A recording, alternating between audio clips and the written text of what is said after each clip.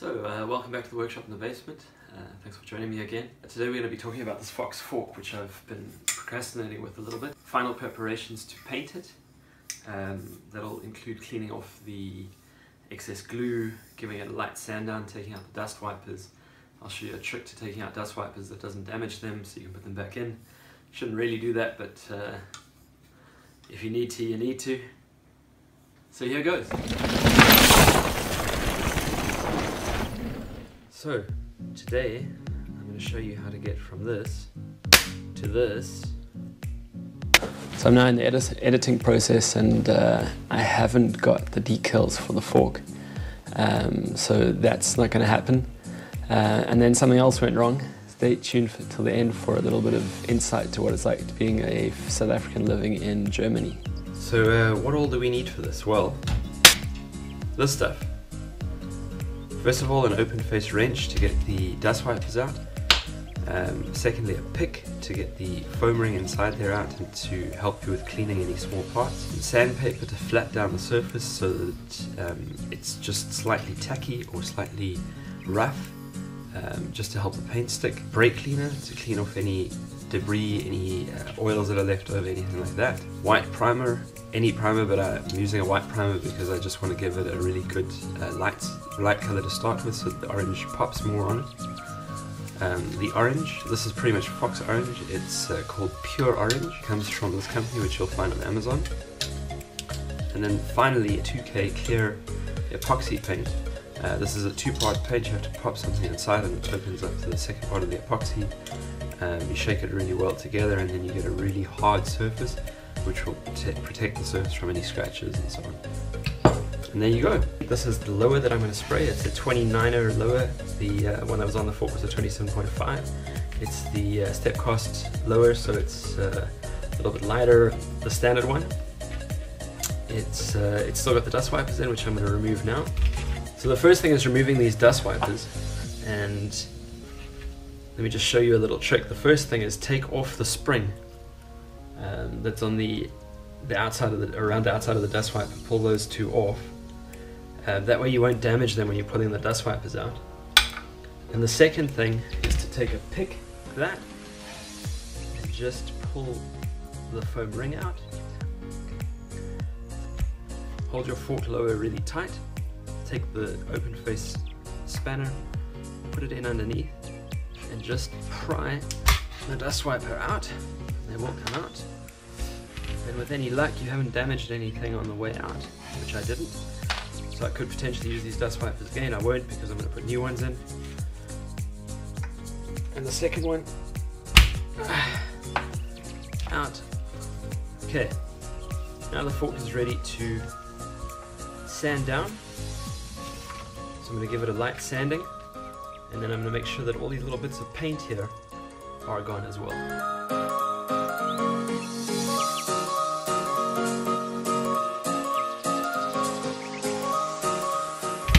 So once you're at the point that you've got a nice matted down surface, you're almost ready to paint. The last thing to do is just to mask off the areas where you don't want paint to go in. Here it's pretty simple. There's two places that I don't want paint going inside. I don't want paint sitting inside where the axle goes through, because it will make it difficult to get the axle in and out. So I'm simply going to use some blue paper towel to mask off those areas. Make the paper towel fairly small for the bottom, and then I'm just going to roll it up and stuff it inside the axle there.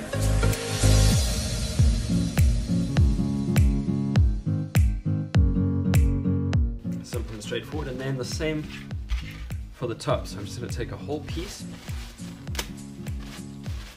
and stuff it inside. The final trick, you're going to want to hang the fork up to paint it, and the easiest way to do that is with an old spoke. So I just bend the spoke at the bottom, put a nice bend at the top so that it curves. I'm going to hang this fork up basically on a washing line to paint it, and then I can stick the spoke through where the axle goes through, the masking sitting in a good place, and I can hang the fork up to paint it. So, next step, paint work.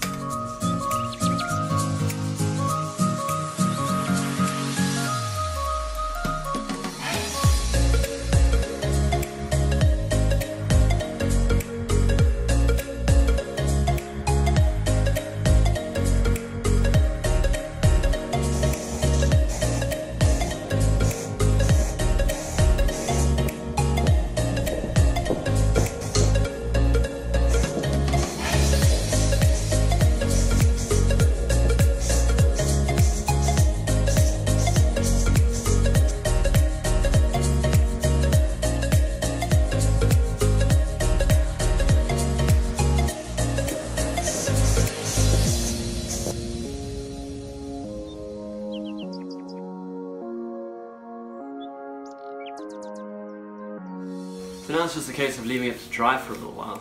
It'll probably take a good 3 hours for it to dry. Then I'll put the clear coat on.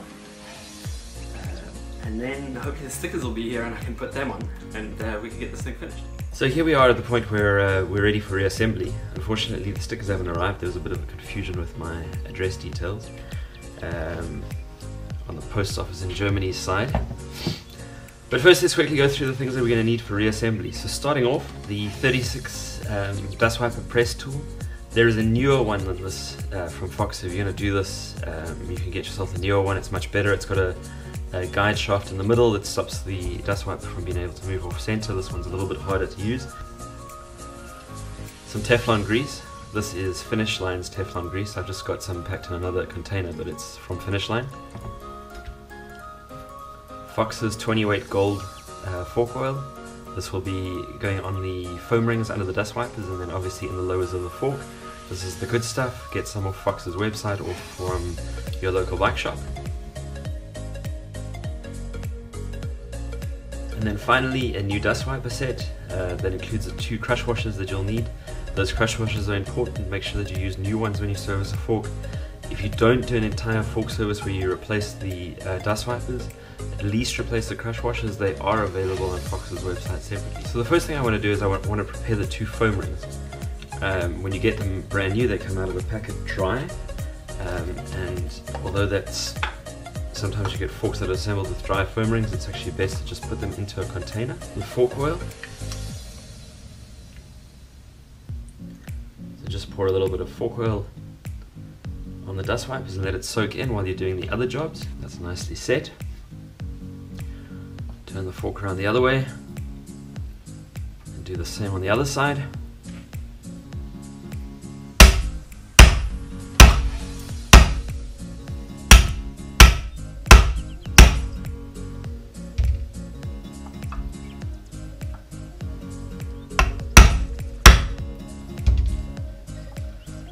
You can basically hear it knocks itself down to the exact point that it needs to be at, and then the tone changes slightly.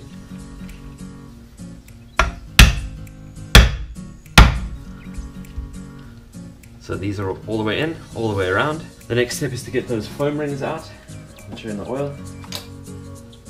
I like to use a pick because I don't have any gloves on right now, so I don't get tons of oil all over my hand or hands. Make sure that the foam ring is in the fork nice and snug. Do the same with the other side. So a little trick that I learnt, I think back in 2009 at World Cups in South Africa, maybe 2011 when we had them there the second time. I worked with Fox. They took a little bit of Finish Line Teflon lube and put it inside the little cavity in the fork. And what that does is it just stops stiction, which is that just initial movement needed for the fork to get going.